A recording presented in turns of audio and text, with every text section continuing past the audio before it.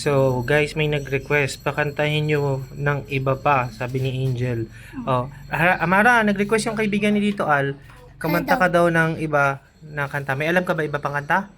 Harana. Harana. O sige, sample mo nga yung kaibigan ko. Kanta ka, Amara. Puno ang langit ng bituin, kay lamig pa ng hangin.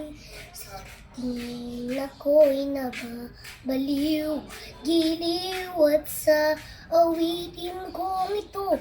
Sana'y maibigan mo, ibubuhos mo ang buong puso ko sa isang munting harana para sa'yo. Parang hindi ko gusto. Mababa yung pagkakakanta mo.